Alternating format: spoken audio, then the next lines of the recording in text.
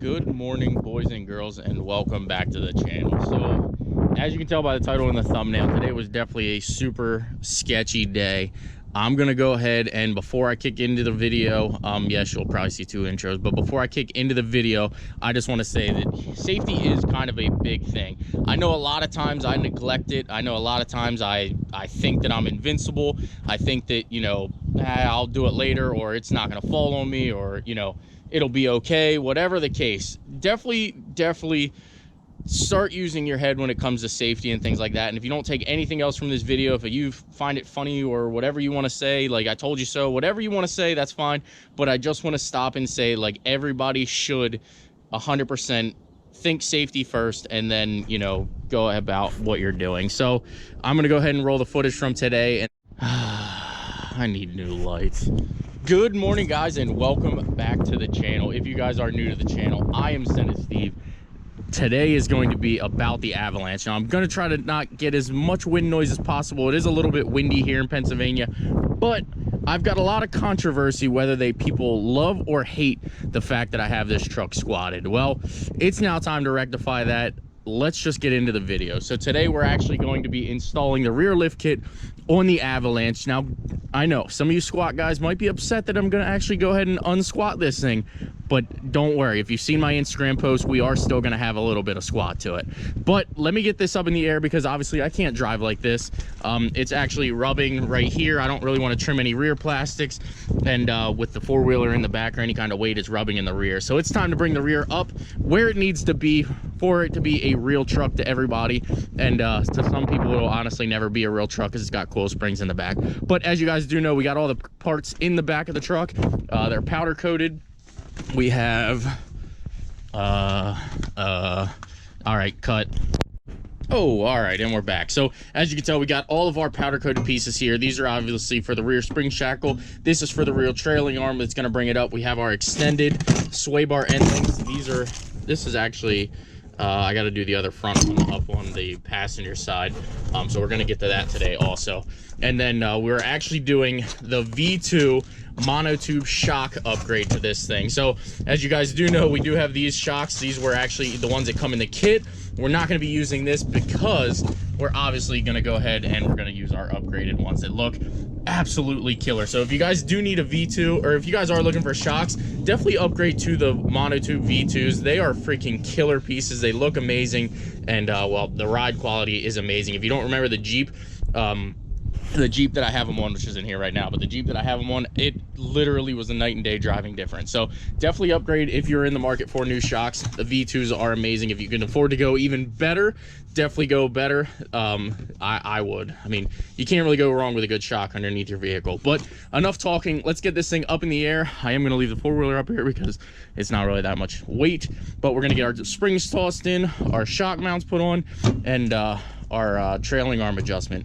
Also, don't forget our sway bar end links. But today's a little bit of a cold one too, so Bus, if you're out there, definitely check him out as you see on the screen. Can I get my jacket back anytime soon, because it's absolutely really cold, and well, doing this in 30-degree weather again would actually make it a little bit warmer for me. Instead, I got two hoodies on and a t-shirt. So let's just get this thing up in the air and get this thing started.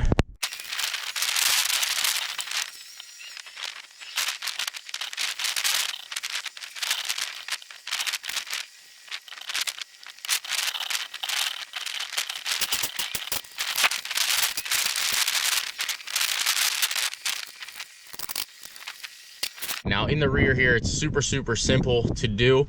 I'm gonna take this little plastic shield off here because it's easier. It's 3 bolts here, and then you'll have easy access to your nut and bolt right there. It'll be a straight shot versus trying to peel this back and getting at it. But in the rear, it's super easy. The only thing you're gonna do is take off your sway bar end link, because usually what I do first, take the sway bar end link out, and then I'll go ahead and put the jack underneath. I will disconnect our shock, which as you can tell is definitely due for an upgrade, and then we'll go ahead and lower one side down, go over to the other side, and do the same thing. And then once you get the shocks and everything out, you'll go ahead and take this trailing arm bolt out right here, and then that'll get raised with the one bracket that we have over here. The next thing you're going to do is there's a bolt right here for your brake line. You're going to go ahead and disconnect that, And up top, I believe there's another bracket up there that you're gonna go ahead and disconnect, because obviously you don't want that to flex or anything. I know you guys are gonna complain about the brake lines. We've already done everyone in the front, so it's just these ones back here that are left to do. We're gonna go ahead and get that one replaced here in a future video. I'm not sure, can you see the new line right there running up across? So we've got every line except for the ones that go left or rear in the rear done. But we're gonna go ahead and take care of that. I just didn't have time to do it the other day. The other thing I'm gonna do is I'm never gonna need this spare, so I'm gonna cut this spare out of here to kind of drop some weight. And plus I don't need it because it's not the right size anyway. As you do know, this truck will be on 37. So let me go ahead and start doing this, and we'll get this thing lifted back up.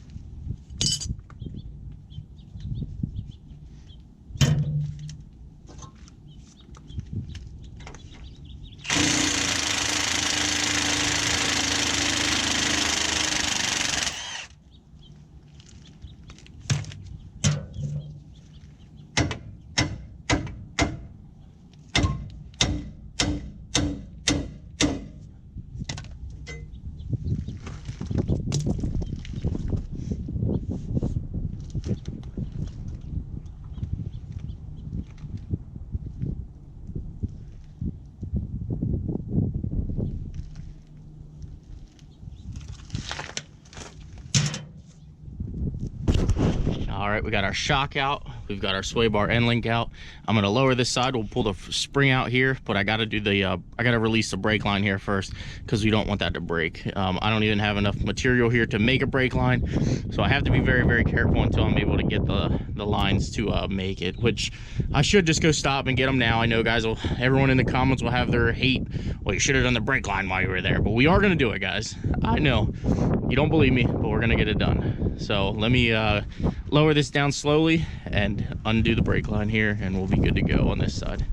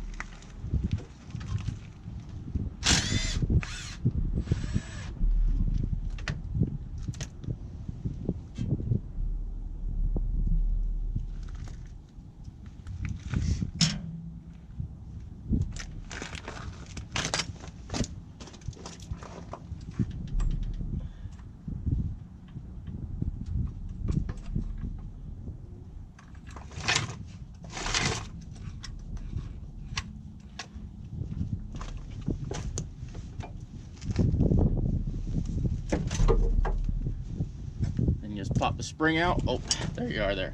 And you just pop the spring out, and you're ready to go to the other side. Now you are going to reuse the housing there, so definitely don't throw that away or lose that. But that's going to go back up top when we get our spring.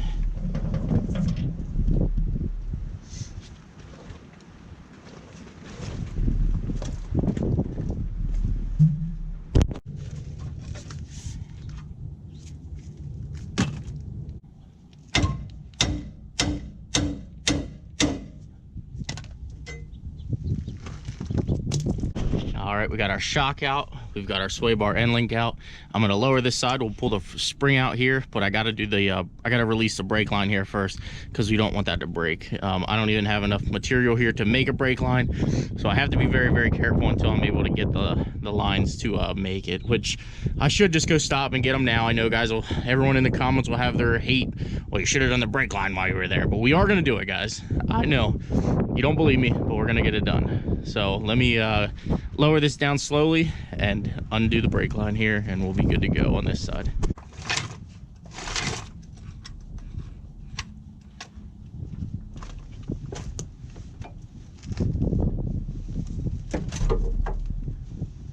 And you just pop the spring out. Oh, there you are there. And you just pop the spring out, and you're ready to go to the other side. Now you are going to reuse the housing there, so definitely don't throw that away or lose that. But that's going to go back up top when we get our spring. I've been basically just plugging and chugging away here. So the easiest way, I have a long pry bar, as you can see here. I put it in here, I pried down a little bit. We were able to toss the spring inside there. Well, I was able to toss the spring inside. The sway bar end link, we already got bolted up. That's obviously the extended one over the factory length one, which is there. And then our shock. So basically, I'm gonna start ratcheting up or jacking up the axle here, and we're basically ready to go. Now the last and final step that we have to do is actually put our trailing arm bracket in, which all the hardware is actually still right here for that. So we're gonna go ahead and toss this bracket in here real quick, and you can see on the same scenario on this side, except for this trailing arm bracket. You will have to drill a bolt for the bracket. You'll I'll show you once we're done, but you will have to drill a bolt, you know, right here in this bracket once you get everything bolted down. So let me go ahead and finish getting this thing tossed in here. We're gonna drill our pilot hole and our bolt hole for this, and then we're good to go. The other thing you have to do is on the bottom of the shock there, this is actually going to be a bolt right here. So there's gonna be a bolt that goes through here, then it goes to the shock. Everything's bolted in and ready to go. I'm excited. I'm actually really excited to see this thing on the ground and at its actual ride height that it's gonna be, minus the thing that we're gonna do to the front. You'll have to stay tuned on that. I promise you, you will see that very, very soon. But let me go ahead and get this thing jacked up, and then we'll get our brake line drop down bracket on and everything bolted up. Man, oh day, I've got to be honest, I don't think I've ever been that scared working on a vehicle here. So basically what happened was this jack stand actually, I guess, sunk into the ground, and it is super, super windy here. I'm not sure if you can tell by the tree there, but it is extremely windy. It's probably my fault for having the hood open, but a huge gust of wind actually came. I did not have the GoPro set up. I did end up pinching my finger pretty good. You can see it's actually starting to swell right here in this part of the knuckle, but I'm actually thankful that I was not under this thing. So long story short is I was actually over here on this side, and I was moving the jack. Obviously you can see this jack stand, the ear ended up bending completely on it. I was actually getting ready to slide the jack under the rear end to get everything up in and tighten back down, and like I said, the only thing that happened was my head was under here, and I was pulling on the jack, and it ended up hitting me in the back of the head, and like I said, it got my finger pretty good. But life goes on. I've gotten bit by a dog. We've survived that, no infections, and I'm just thankful to be alive right now. So I'm gonna take a few minutes inside the house here and just kind of hug the kids a little bit, love them a little bit. And yeah, that was actually pretty intense, I won't lie. That's the first time I've ever had a vehicle fall completely off of jack stands. I've had it fall off of a jack and things before, but never jack stands. So give me a few minutes here, guys. Gotta recuperate, probably change my under britches and everything, and we'll get back at this thing.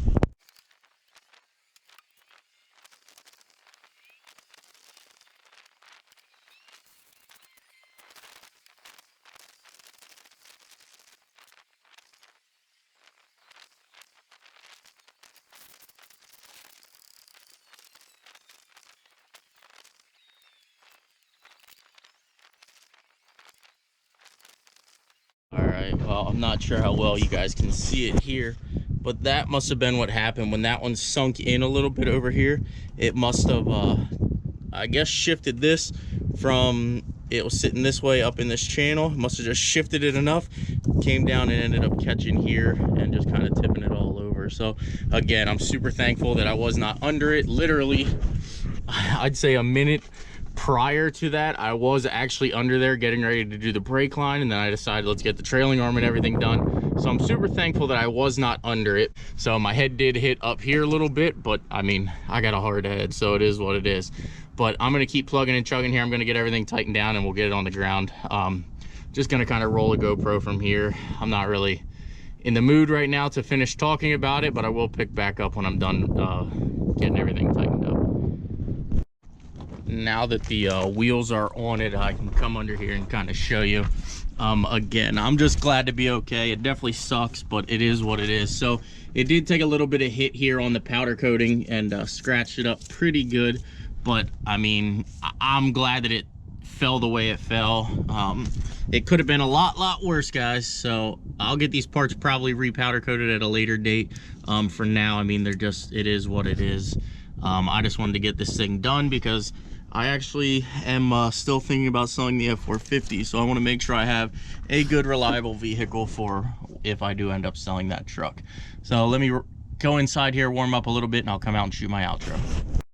Oh, yes. So we are obviously finished doing the rear back here, and again, guys, I'm sorry I'm not a little bit more energetic right now. It's kind of still a little bit of a scare factor. I went inside, kind of relaxed, and then I actually had to get a battery put back in this thing because I actually took the battery that was in this and put it in the rollback so I could get the rollback home, or the ramp truck. So if you haven't seen that video, definitely check out that video. That ramp truck is actually pretty cool. But there you guys have it. We've got the rear lift finally installed on the Avalanche. I know a bunch of people are going to be excited that it is actually on and it is done. Again, sorry about any wind noise here, guys.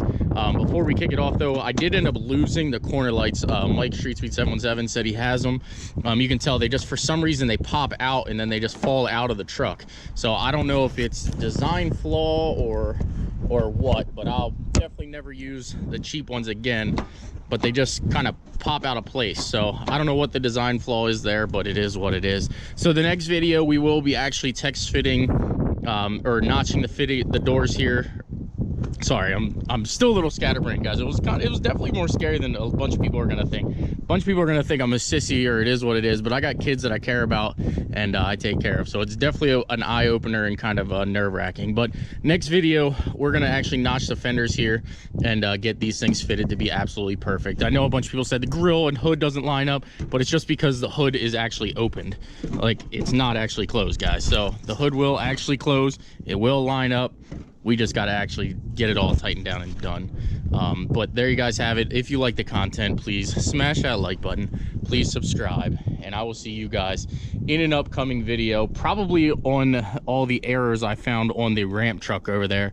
I might actually retake the video because it was super windy this morning when I made that video. So I might end up redoing that video for you guys. But at this point, I know where all the flaws are and I can actually make that video like quick and fast and know how to do it. But again, guys, there you have it. The Avalanche is actually looking killer. I do still have torsion keys that we're going to throw in the back, so we still are going to have a little bit of tilt to it, a little bit of lean, but for now this is where it's going to be, and it's going to be practical and able to drive. Show you guys the offset also too, because it actually came out absolutely perfect on the offset. A little bit of poke in the front, a little bit of poke in the rear. I absolutely love it. So huge shout out again to Anthem Wheels for sponsoring these. If you guys do decide to get a set of Anthem wheels, definitely when you go to checkout, look, make sure that they know. So if you guys go to check out on Anthem Wheels and you purchase a set, make sure you let them know that you heard it here from SendIt Steve. There is a drop down bracket for you to go ahead and use that. Also, rough country, same thing. If you jump on a rough country and you need a lift kit for your vehicle, make sure you let them know that SendIt Steve sent you, even if it's in a comment section or anything. But there you guys have it. Again, huge thank you to the sponsors that are on board with the builds and everything. And I look forward to seeing more of the Avalanche. I hope you guys do too. We are again taking more than likely the Avalanche down to Daytona this year and the Civic. So we'll probably tow the Civic with the Avalanche here down to Daytona, and I think we're also going to do the New Jersey truck meet also. So there you guys have it. If you like the content, again, please smash that like button, please subscribe, and I will see you guys in a much safer video down the road. Don't forget, safety first, guys. Take care. I love you all. We'll see you at 100,000.